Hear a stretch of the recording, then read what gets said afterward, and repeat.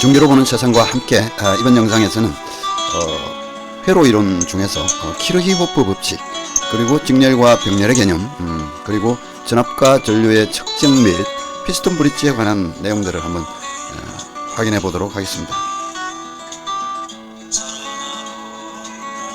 자, 이번 영상이 이제 회로 이론에 관한 내용인데, 이 회로 이론은 이 기초 이론을 이제 포함해서 이제 여러 개의 이제 주제들로 이제 구성이 됐는데, 특히 이 기초 이론 부분은 DC 형태의 전압과 전류를 대상으로 이 전개회로 회로 이론 내용을 이제 살펴보는 파트가 되겠습니다. 그래서 이 기초 이론에서는 이제 이 직류를 대상으로 이렇게 해석을 이제 하게 되는데, 결국 이런 내용들이 결국은 회로 이론의 이제 꽃이라고 할 수 있는 AC 회로, 교로 회로를 대상으로 회로 해석을 할 경우에도 지금 이 기초 이론 과정에서 다루게 되는 직류 형태에서 우리가 다루게 되는 모든 이론적인 내용이 그대로 적용된다는 것입니다. 그래서 이 DC 계통을 대상으로 한 이 기초 이론에 관한 좀 확실한 이해가 좀 중요하다는 것을 좀 말씀을 드리고요. 자, 오늘 영상에서도 이 기초 이론과 관련해서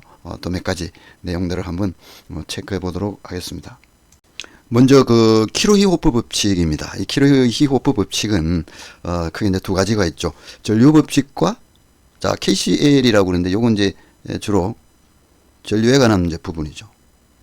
그리고 이제 KVL이 있습니다. 이 V가 들어갔으니까 이것은 이제 전압에 관한 키르히호프 법칙이 되겠죠. 그래서 먼저 이 키르히호프 전압 법칙인 KVL을 이제 먼저 한번 보겠습니다.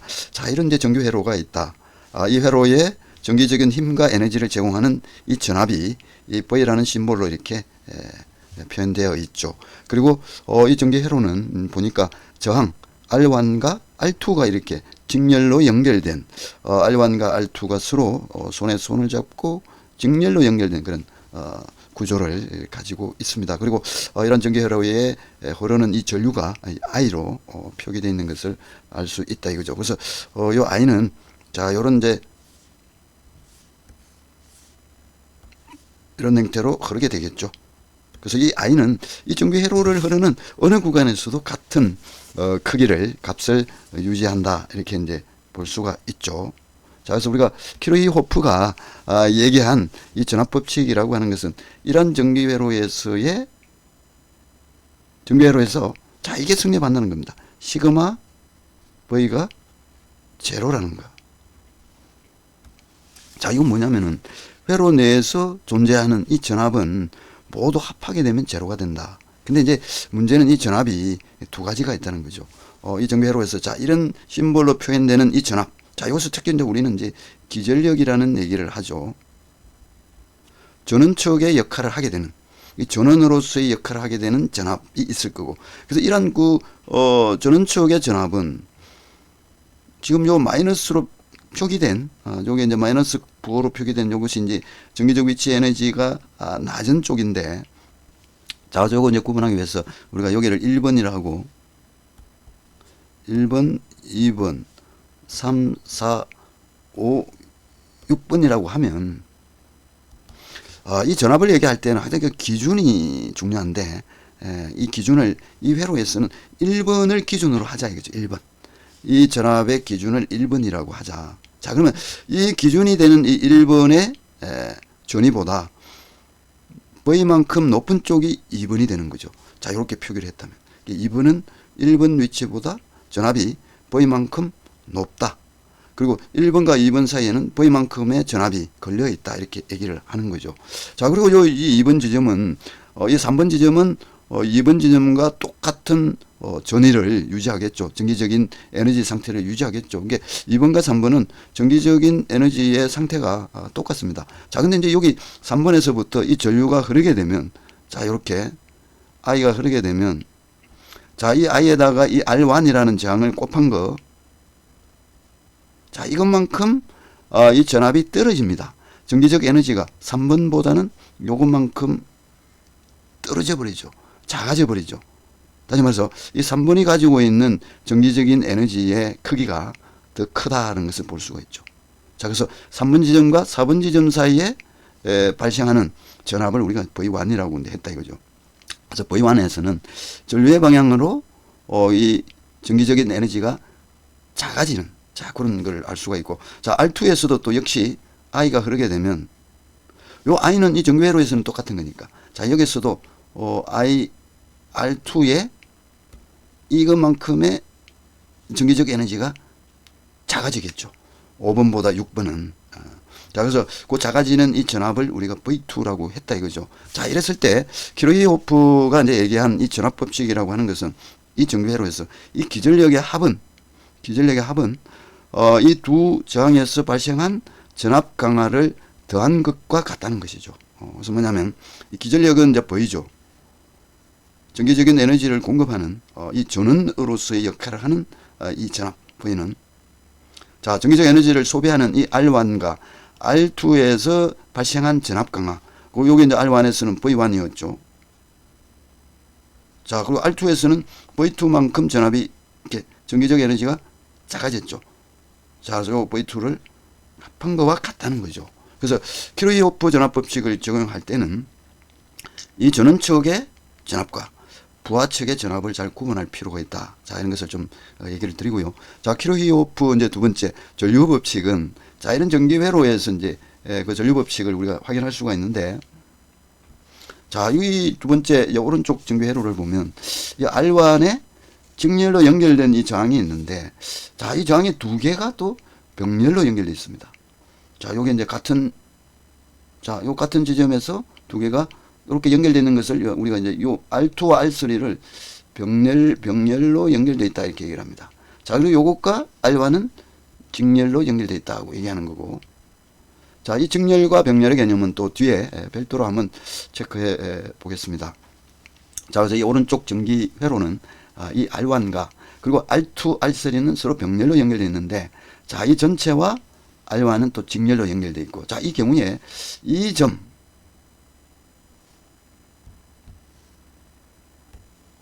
요즘은 1번이라 그러고 이걸 2번이라 할게요. 자, 이 1번 지점을 우리가 이제 노드라 그래요. 노드. 우리말로 굳이 얘기하면 절점이라 그래요. 절점. 자, 절점의 정의는 뭐냐면 두 개 이상의 회로 소자가, 이 R은 회로 소자죠. 요 저항은 요 회로 소자인데, 두 개 이상의 회로 소자가 연결된 점, 이게 노드, 절점이에요. 절점. 자, 여기 2번도 절점이 되겠네요. 그죠? 회로 소자가 하나, 둘, 또 여기 전원까지 포함하면 3개가 연결되어 있죠. 자, 요 1번의 절점은 하나, 둘, 3개의 저항이 연결되어 있는 절점이고, 자, 그래서 이 절점에서 성립해야 할 법칙이 이제 이 키르히호프 전류 법칙이 되는 거죠. 그래서 먼저 요 1번 절점에서 키르히호프 전류 법칙을 적용해 보면, 자, 여기서는 이제 전류 법칙은 이런 겁니다. 아까 전압 법칙은 요 전압이 제로가 됐는데, 자, 전기회로의 모든 전류를 합하면 제로가 된다. 그 얘기는 이 절점에서는 어떤 절점에 전류를 다 더하게 되면 제로가 된다. 그 얘기는 뭐냐면 이 절점에 들어오는 전류와 나가는 전류가 같다는 거죠. 그래서 뭐냐면은 이 전류는 시간에 대한 전하량이니까 Q 쿨롱이라는 전하는 이 절점에 머무르지 않는다는 거죠. 왜 머무르지 않을까요? 자, 이것 때문에 그렇죠.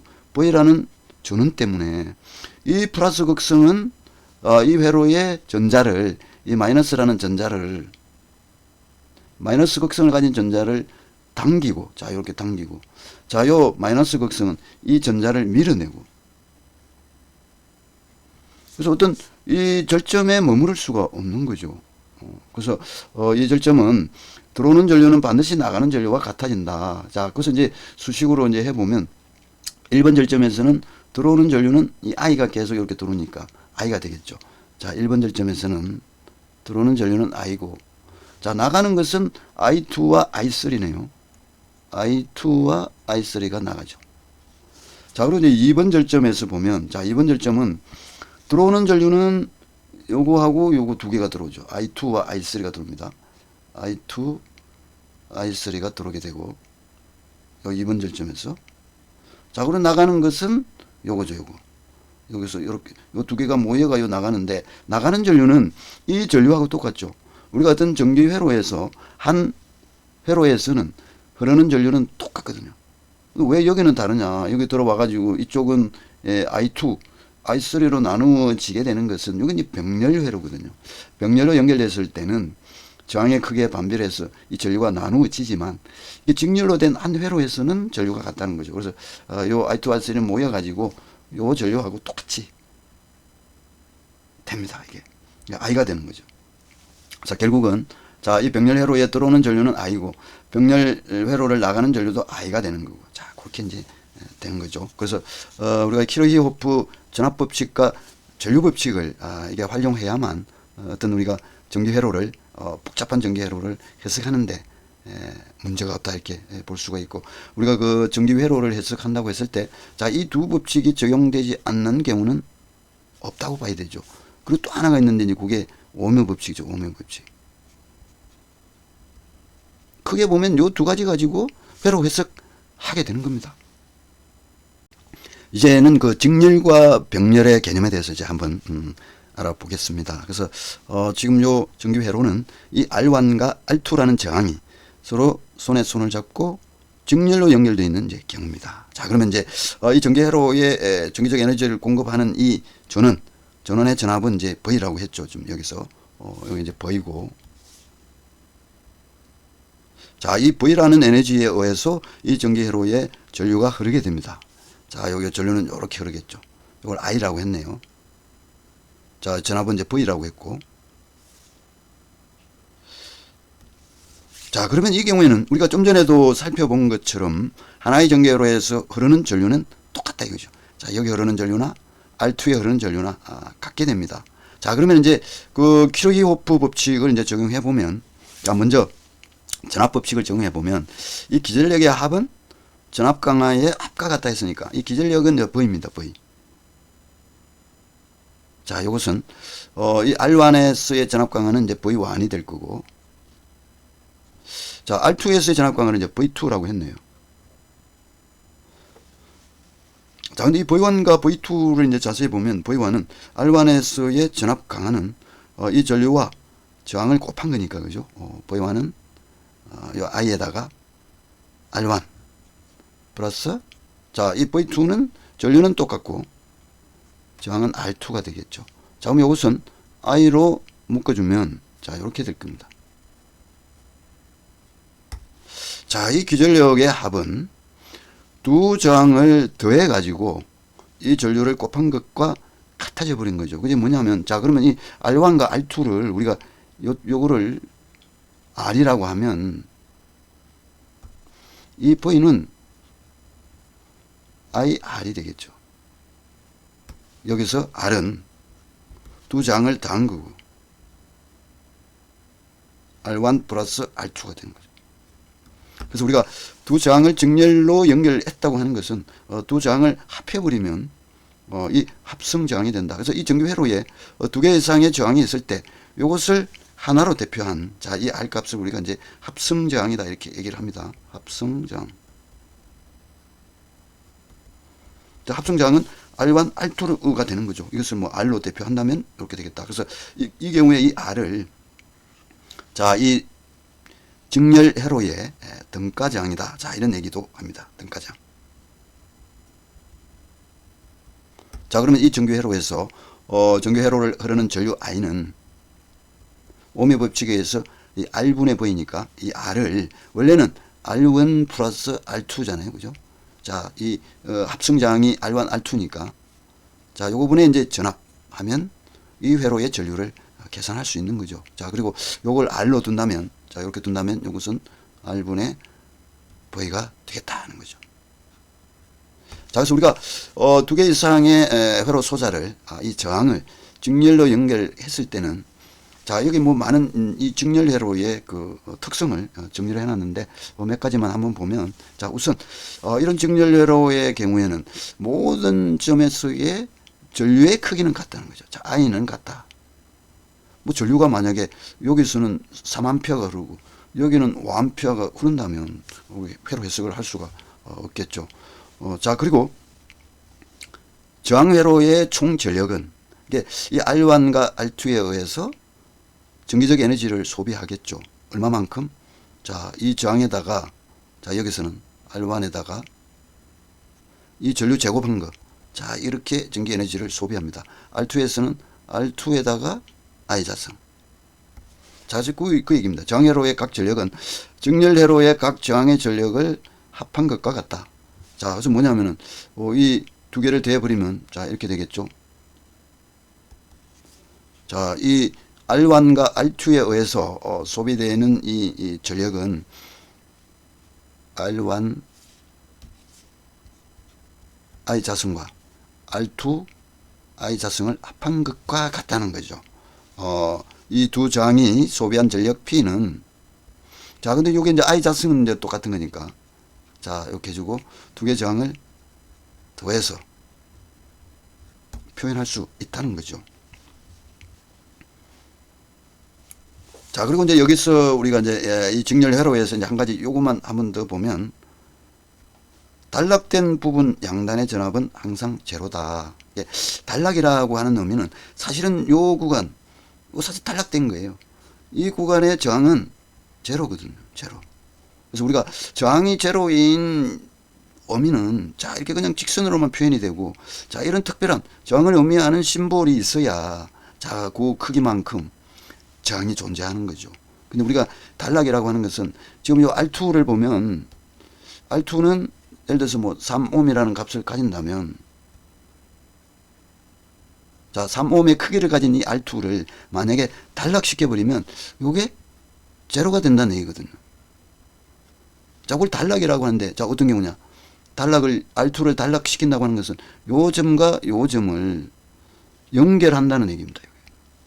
자, 이렇게 저항이 R이 저항이 제로인 도선으로 연결해버리면 요점과 요점의 전기적인 에너지가 크기가 같아져 버리니까 전위가 같아져 가지고 전위차가 존재하지 않는 거죠. 그래서 우리가 단락한다고 하는 것은 어떤 두 점을 자, 요 1번과 2번을 단락시키면 1번과 2번의 전위가 같아져 가지고 전위차가 제로가 되는 상태. 자, 그걸 이제 단락이라고 합니다. 자, 그러면은 이 병렬로 연결된 경우는 이제 어떻게 되는지 한번 볼까요? 자, 지금 보면 이 V라는 기전력을 가진 이 전원에 R1과 R2가 병렬로 연결되어 있다고 하는 것은 자, 이런 모습을 보여주는 겁니다, 지금. 자, 그래서 이 직렬 연결했을 때 우리가 이제 한번 확인해 볼 만 했는데 우리가 생략을 하고 넘어왔는데 이 병렬에서 한번 보겠습니다. 사실 우리가 이 저항이라고 하는 이 R은 이런 정의를 가지고 있죠. 어떤 물체의 저항값이라고 하는 것은 그 물체의 고유장에 비례하고 그 물체의 길이에 비례하고 단면적에는 반비례한다고 했습니다. 자, 그러면 이런 개념에서 보면 자, 이런 저항의 개념에서 보면 자, 이렇게 병렬로 연결되어 있다고 하는 것은 전류가 이렇게 들어가 가지고 이 I가 자, 이렇게 I가 들어가서 이쪽으로 갈 수도 있고 이쪽으로 갈 수도 있는데 자, 어디로 많이 가겠느냐 이거죠. 전류가 좋아하는 길은 이건지 이건지. 근데 오음의 법칙에서 이제 저항이 작은 쪽을 좋아한다 이렇게 돼 있잖아요. 이 I는 R분의 V니까 요게 반비례하죠. 요게 작은 쪽을 좋아합니다. 이게 만약에 R1이 R2보다 훨씬 작다 그러면 작은 이쪽으로 요게 작으니까 이 R1 쪽으로 흐르는 전류 I1이 더 커지는 거죠. 자, 그러면 이 R1이 R2보다 작으면 I1이 더 커지는 겁니다.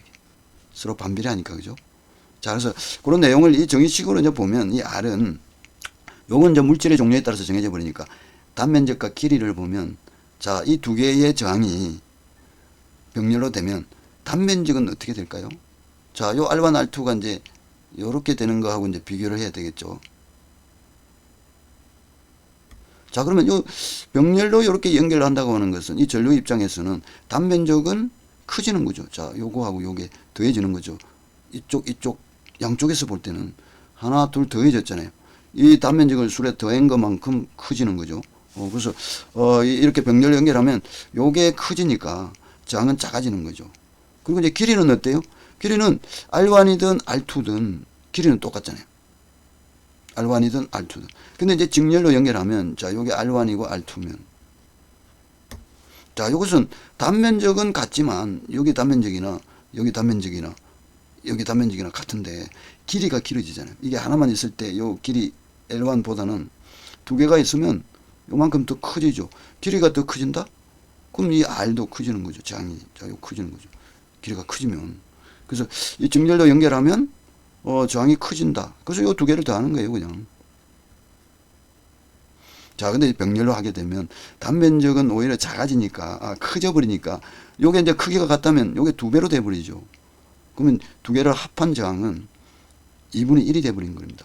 그래서 우리가, 이거, 두 저항이 병렬로 연결되어 있다고 하는 것은, 이 경우에 이 두 개를 합한, 합성 저항은, 자, 요걸 예를 들어서, 요 두 개 저항을 한 개의 저항으로 대표를 한다면, R로,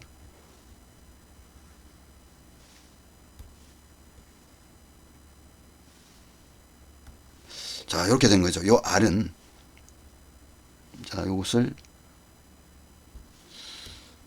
여기다가 한번 그려볼까요? 자, 요 두 개를 합한 저항을 이렇게 했다면, 이걸 R이라고 했습니다. 자, 요 R은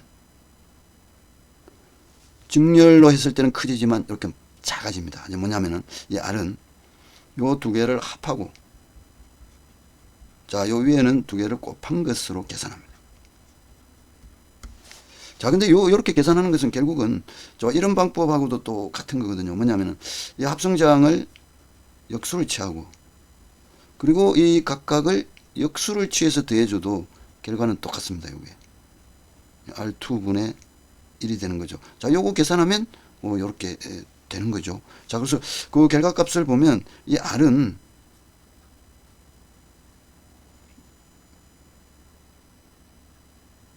요 두 개 합한 것보다는 작아지는 거죠. 자, 그래서 여기 보면 병렬로 연결된 이 저항을, 그 합성 저항을 구하게 되면 가장 작은 저항값보다 더 작다. 그래서 뭐냐면, 뭐 요거 합한 것보다는 당연히 이제 적을 거고, 만약에 요게 예를 들어서 5ohm이고 요게 7ohm이면 7ohm, 요 두 개 합성 저항 R은 요 두 개 중에 작은 것보다도 더 작아진다는 거죠. 5ohm보다도.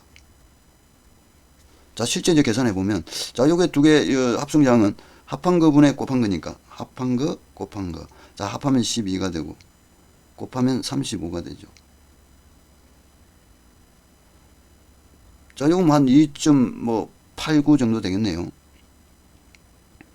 자, 그래서 두 개를 병렬로 더해버리니까, 두 개 중에 작은 게 5ohm인데, 이거보다도 훨씬 작아져 버리잖아요. 그래서 병렬로 연결한다고 하는 것은 우리가 이 저항, R을 계산하는 이 수식에서 이 단면적이 계속 이렇게 커지는 거니까, 저항은 작아진다. 길이는 하나 있든 두 개 있든 변함이 없는데, 단면적이 계속 작아진다는 거죠. 병렬 연결하면. 그만큼, 저항은 작아지는 거. 자, 그런 것을, 그런 어떤 물리적 특성을 잘 이해할 필요가 있습니다. 자, 그래서, 요게 이제 마지막 요 캐릭터를 한번 보면요. 병렬 회로에서는 어느 한 지로가 개방되어 있으면, 이 지로라고 하는 것은 요 회로 소자가 연결된 하나를 지로라고 합니다. 지로. 브랜치라고 하죠. 브랜치. 자, 지로가 개방되어 있으면 합성 저항은 증가하고, 따라서 총 전류는 감소한다. 예를 들어서 여기서 한 지로가 개방되어 있다. 요게 예를 들어서 개방되어 있는 거예요. 이게. 요게 끊어졌습니다. 그래서 5ohm, 7ohm으로 돼 있다가 요게 끊어져 버리면 합성장은 증가하고, 그러니까 요게 끊어지지 않았을 때의 합성장은 아까 5 플러스 7분의 5 곱하기 7 해서 한 2.9 정도가 됐었는데, 요 대략 계산한 겁니다. 자, 개방되어 있으면 합성장은 증가하고, 자, 요게 개방돼 버리면 요놈만 남으니까 합성장은 요게 될 거 아니에요. 그래서 요 합성장은 증가하고, 2.9였는데 합성장이 요 하나가 끊어지면 5가 되니까 커지죠. 요게 그대로 있고 요게 끊어지면 7이 되니까 더 커져 버리죠. 그죠? 그 얘기를 이제 하고 있는 거고, 그리고 따라서 총 전류는 감소한다. 그러니까 합성저항이 2.9에서 하나가 끊어지면 5ohm으로 커져 버리니까 전류는 감소한다고 했습니다. 왜? 이 전류 I는 ohm의 법칙에 의해서 자 이렇게 계산되니까 요게 작아지면 2.9로 작아지면 그리고 2.9에서 하나가 잘라지면 5로 커지는 거죠. 커지는 거죠. 자 합성저항 2.9에서 하나가 끊어져 가지고 5ohm으로 커지게 되면 요게 커지게 되면 자 요게 커지는 거죠. 자 전류는 작아지는 거죠. 자 여기 흐르는 전류는 자 이 전류는 더 작아진다는 것을 우리는 알 수가 있습니다. 다음은 이 전압적 측정을 하기 위한 이 배율기에 관해서 이제 알아보겠습니다. 자, 이 R이라는 이 저항, 양단에 걸리는 이 V0라는 전압, R 양단의 전압을 이제 측정하고자 할 때, 물론 요 R 쪽에 이제 들어오는 이 전류가 I가 되겠죠. 자, 그래서 이 V0를 측정하기 위한 이 전압계를 이 설치할 때는 측정하고자 하는 이 R 양단의 전압을 측정하고자 하는 거니까 이 R과 병렬로 이렇게 연결을 해야 됩니다. 자, 요것과 병렬. 자, 이 전압계를 여기다 다는 게 아니라는 거죠. 자, 여기 이렇게 다는 게 아니라 자, 이렇게 이제 병렬로 달고 자, 이 병렬로 이 R과 병렬로 전압계를 달아버리면 이 R 양단에 걸리는 이 전압 요거를 이 전압계가 온전히 다 받게 되겠죠. 요 전압계에 V0가 다 걸리겠죠. 그러면 이 전압계라는 이 계측 장비는 내부에 이 절연 내력이 한계가 있을 텐데 이 높은 전압이 걸려서는 이제 곤란하죠. 그래서 이 전압계는 이 RM이라는 외부의 별도의 저항을 전압계와 직렬로 연결해 가지고 이 V0라는 전압의 대부분을 이 배율기가 감당하도록 자 이걸 이제 배율기라 그래요. 배율기.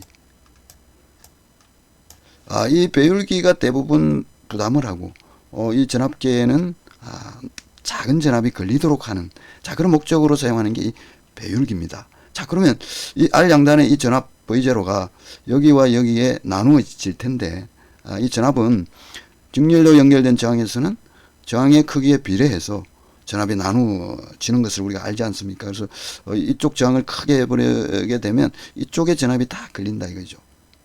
자 그러면 이 전압계가 감당해야 될 전압은 자 그걸 이제 V라고 하면 자 이렇게 된다는 거죠. 요 전압계가 감당해야 될 전압은 R 양단의 실제 전압에다가 자 요 두 개 저항 중에 여기에 걸리는 전압은 자 이 전압계의 내부 저항이 요 RV거든요.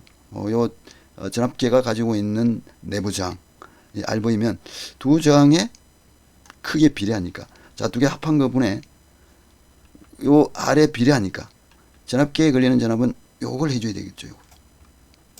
자 요거 RV 자 이렇게 작은 전압만 전압계에 이제 걸리게 된다는 거죠.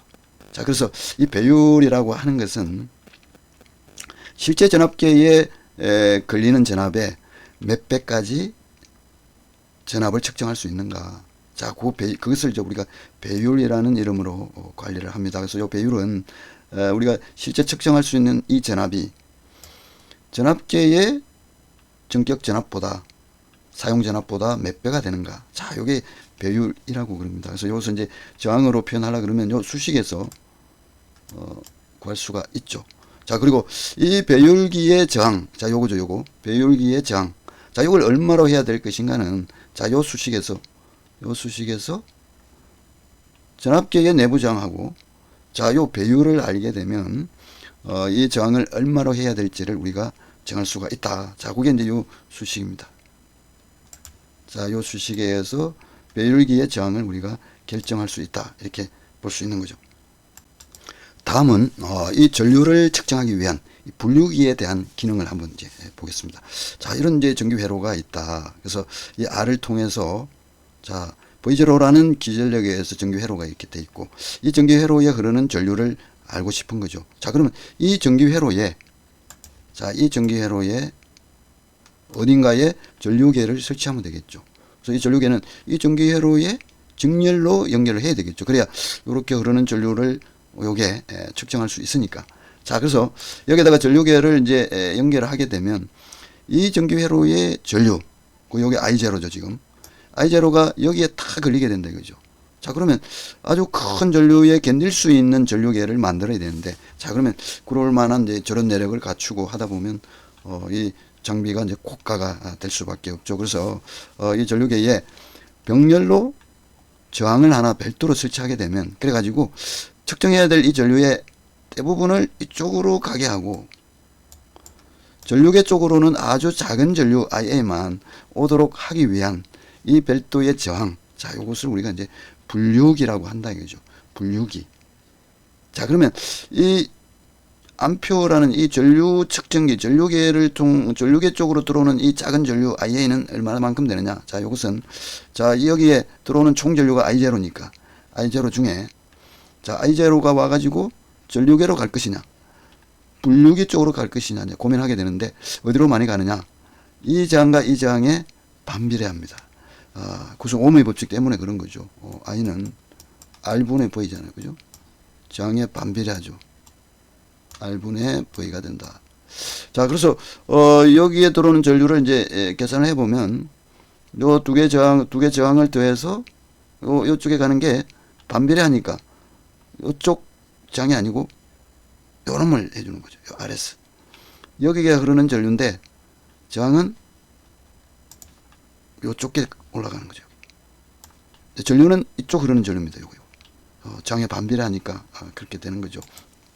자, 그러면은 이제 전류계 쪽으로는 아주 작은 전류만 흐르게 된다는 거죠. 자, 그러면은 이 전류계는 자기가 측정한 전류가 실제 측정해야 될 이 전류, 원래의 전류 I0 하고 이게 몇 배가 되는가? 그게 이제 배율입니다. 배율. 전류계의 배율이다.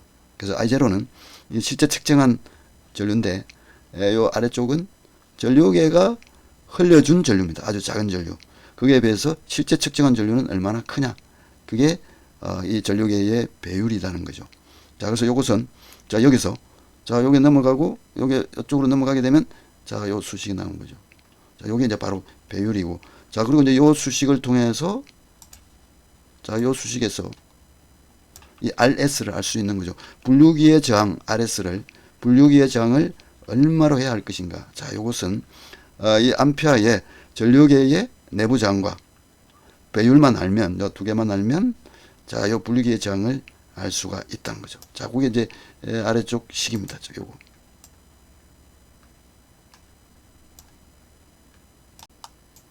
다음은 그 휘스톤 브릿지라는 이 측정 장비가 이제 어떤 건지 한번 보겠습니다.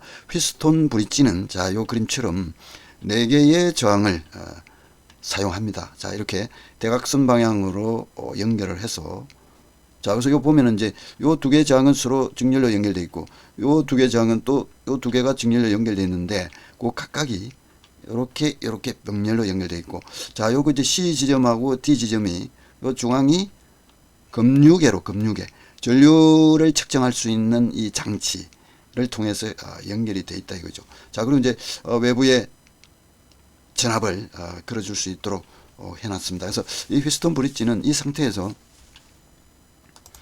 이 대각선 방향으로 서로 곱한 저항값은, 자, 이렇게 저항을, 두 개 저항을 그 크기를 곱하고, 그리고 요 대각선 방향으로 또 크기를 곱해가지고, 그게 서로 같으면 이 금류계가 바늘이 움직이지 않는다는 거죠. 이게 전류가 제로가 된다는 거죠.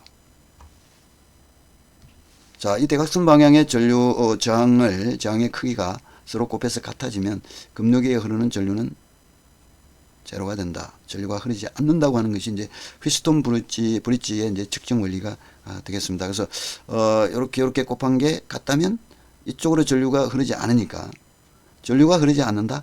개방이 되어 있는 거죠. 자, 요게 개방이 되는 상태니까 요렇게 바꾸어도 회로를 문제가 없겠죠. 요게 이제 전류가 흐르지 않으니까 개방시켰죠. 그래서 이 휘스톤 브릿지의 경우에 지금 4개의 저항에 대해서 저항값을 임의로 한번 이제 주어보면, 자, 요 R1이 3옴, 자, 요걸 56옴을 이렇게 가정을 하면, 자, 먼저 요렇게 곱하면 30이고, 그죠? 자, 요렇게 곱하면 또 5, 6, 30, 30이죠. 같은 거죠. 자, 그래서 이 대각선 방향으로 저항을 곱했을 때 같아지기 때문에 이 휘스톤 브릿지는 평형 상태가 되고 급류계에는 전류가 흐르지 않는다는 거죠. 자, 그리고 지금 여기서 어떤 이제 문제 제기를 한 것이, 자, 이런 저항값을 주었을 때 최대의 전력을 소비하는 저항은 어느 거냐. 자, 4개 저항 중에 소비 전력이 가장 큰 게 뭐냐 이거죠. 이 저항이 소비하는 소비 전력은 Ri 자승이죠. 그 저항을 흐르는 전류 제곱에 비례하고 저항에 또 비례합니다. 그래서 이제 이 Ri 자승이 가장 크게 되는 것이 4개 중에 어느 거냐 이거죠. 자, 그걸 이제 우리가 확인하려 그러면 이쪽으로 흐르는 전류 I1하고, 자, 이쪽으로 흐르는 전류를 알아야 되겠죠. 자, 요 위쪽으로 흐르는 거를 I1, 아래쪽을 I2. 자, 요걸 구해야 요거 제곱해서 저항을 곱할 거 아닙니까? 그죠? 그래서 자, 요 두 개의 전류를 구하려 그러면 각각의 저항을 합해야 되겠죠. 요 위에는 3, 5, 8옴이 있고, 자, 아래쪽으로는 6하고 10이 연결되어 있죠. 그러면 16옴이네요. 자, 그러면은 이 8옴에 흐르는, 자, 요거 위쪽으로 흐르는 전류 I1이, 요게 I1이 16옴에 흐르는 전류 I2보다 크겠죠. 전류는 저항이 작아야 많이 흐르니까, 그죠? 그래서 요게 저항이, 요게 이제 8이 16 2배니까 전류는 이쪽으로 2배가 흐르죠. 그래서 그리고 이제 소비 전력은 이제 Ri 자승이니까 저항에다가 전류의 제곱을 곱해야 되니까, 자, 우선 전류는 합성 저항이 작은, 자, 이쪽으로 더 많이 흐를 것이다. 자, 그리고 이제 그 저항에 또 비례하니까, 자, 이쪽 중에서도 3과 5 중에 저항이 5가 더 크니까 요거보다는 5옴에 5옴이 소비하는 전기적 에너지가 소비 전력이 더 크게 되는 거죠. 뭐 정확하게 이제 값이 얼마냐. 자, 여기서 소비하는 전기적 에너지는 B는 Ri 자승인데 저항이 이제 5옴이고, 자, 전류가 이제 이 전류는 이제 여기서 계산을 해야 되겠네요. 근데 이제 정확한 값은 여기서 별도로 이렇게 구하기로 하고, 여기 이제 문제 제기는 최대의 전력을 소비하는 저항을 찾는 거니까 여기서, 자, 요 5옴이 되겠다. 자, 요것으로 이제 마무리를 할 수가 있죠. 정확한 값을 결정하기 위해서는 외부의 기전력이 주어졌기 때문에, 그죠? 이 I1, I2를 구한 다음에, 자, 이 수식에 대입하면 되겠죠. 요 저항은 알고 있는 값이고, 요 I1을 구해가지고 대입하면 정확한 소비 전력을 계산할 수 있다, 이렇게 봅니다.